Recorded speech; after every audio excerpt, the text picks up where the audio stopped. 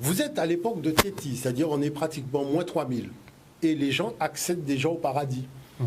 Alors que vous avez une escroquerie coloniale qui va se bâtir autour d'un personnage qui a été inventé, qui est Jésus, qui permet aux gens d'aller au même endroit où les gens allaient déjà avant lui. Donc, quelle est la seule chose qu'il faut faire? Faire disparaître le passé. Et c'est pour ça que les gens sont choqués. Parce que moi, le but du jeu, c'est simplement de montrer aux gens que le colonialisme fait disparaître le passé pour faire valider ses thèses. C'est tout. Parce que dès que vous mettez le passé dans la balance, vous vous rendez compte que ce qu'on appelle le monde païen, c'est l'original de ce qui est devenu la copie qu'on appelle le monde chrétien. Et une très mauvaise copie. Parce que vous avez déjà le jugement, donc le jugement du cœur en l'occurrence qui permet à l'individu d'aller à la vie éternelle. Vous avez déjà le Fils de Dieu qui a été envoyé donc pour juger les vivants et les morts dans un lieu qui s'appelle la droite. Et ce Fils de Dieu se dit Sarah, le Fils de Dieu, ou Siré, qui est ressuscité d'entre les morts, monté à la droite de Dieu. Est-ce que vous comprenez? Qui est ressuscité même le petit matin. N'oubliez pas que dans le texte, quand vous lisez le texte de Jésus, quand on le met dans le tombeau, on parle de bandelette. C'est-à-dire, je ne sais pas où est sorti ce sueur de Turin, parce que chaque fois, vous voyez le mot bandelette. Le mot bandelette, c'est la momification de l'Égypte. Apparemment. Vous voyez? Donc c'est pour masquer cette problématique de bandelette dans les textes, puisque les rédacteurs ont été très très fortement influencés par la momification de l'Égypte. Vous voyez, puisque il ne faut pas oublier qu'Oussiré lui-même a été momifié dans du lin blanc. Vous voyez les analogies. Donc à partir de ce moment-là, ça fait qu'effectivement, il y a un modèle et on essaye de s'en approcher le plus possible. Vous voyez? Bon. Maintenant, il y a une chose qu'il faut comprendre. Ce Fils de Dieu était marié à une femme qui s'appelait Maria Asceta. D'accord? Asceta, qui a eu son fils par Immaculée Conception le 25 décembre.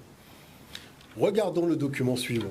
Parce que moi je dis, il faut laisser les documents parler. Regardons le document suivant. On y va, pour le troisième document. L'ensemble architectural fut château moyenâgeux, puis demeure seigneuriale, passant de main en main, mais conservant toujours sa Vierge Noire. Une statue ramenée, paraît-il, du temps des croisades, un sieur de Tournon. Enfin, celle-ci n'est plus qu'une copie.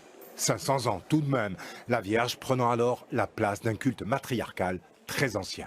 Les Vierges Noires ont succédé aux déesses païennes qui étaient déjà adorées dans ces lieux. C'était ici un site païen.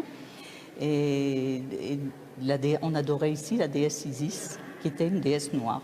Et si Notre-Dame-des est aujourd'hui au cœur de ce site, le lieu garde par lui-même une attractivité très forte. Simplement, le fait de se promener en ce lieu permet de trouver une paix.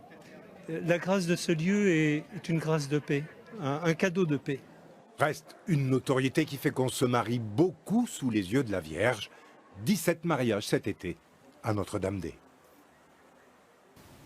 Ces fameuses Vierges Noires qui ont été blanchies. Voilà, aussi, qui ont avec été le temps. blanchies. Alors là, je dirais, c'est le contexte, on est dans du grand n'importe quoi. Je vais vous expliquer pourquoi. Si c'est le monde païen, qu'est-ce que fait l'Église chrétienne dans un site de culte du monde païen?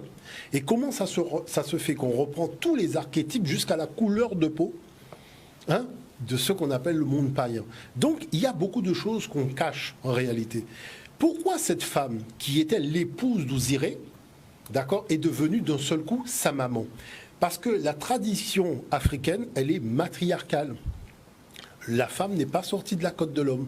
Donc, elle accède à tous les espaces de la société. Elle peut être reine, elle peut être pape, elle peut être chef des armées, elle peut être scientifique, comme on l'a vu avec Pécéchette. Par contre, dans la civilisation occidentale, qui est issue du nomadisme et du patriarcat, la femme n'a pas droit de citer. Elle n'a même pas droit d'hériter. Elle n'a même pas le droit de choisir son mari. De la Sainte Trinité, parce qu'on mais bien sûr, mais bien sûr, toutes les trinités possèdent justement cette dimension féminine qui permet tout simplement la reproduction, pas simplement de la vie, mais l'énergie divine de cette étincelle. Vous voyez? Parce qu'il ne faut pas oublier que la femme, c'est quand même elle seule qui permet à l'esprit de rencontrer la matière. Et cet esprit, c'est cette étincelle divine qui vient animer un corps sur un temps. Le corps va être animé sur un temps. En fin de temps, le corps, il va devenir inerte, mais l'esprit, cette étincelle de lumière, va continuer à évoluer. Vous voyez, même à travers les expériences de la réincarnation. Donc, qui fait que tout cela montre bien qu'il y a là quelque chose de totalement absurde. Maintenant, l'autre chose que je voudrais soulever, c'est que les textes sacrés africains existent. Vous savez, moi, par exemple, quand arrivent des fois les témoins de Jéhovah, je vais chercher un texte africain pour les instruire, c'est-à-dire leur demander, lisez ce texte, et est-ce que vous ne pensez pas que les gens qui ont écrit ce texte connaissaient plus de choses sur Dieu que ceux qui étaient les habitants du désert? Parce que quand vous êtes dans le désert, comptez le nombre d'animaux que vous avez, la végétation. C'est-à-dire que le Créateur étant présent à travers sa création, quelle création que vous avez? Moi, on ne peut pas me raconter des histoires à dormir debout. J'ai été en Israël, j'ai été aussi dans le désert. Je vous dis, moi j'ai été voir. Il n'y a pas grand-chose. Avec l'UNESCO, mais c'est-à-dire qu'on a fait des déplacements aussi sur des sites archéologiques, même de l'époque romaine et compagnie. Et ce qui est très marquant, c'est que, mais il n'y a rien.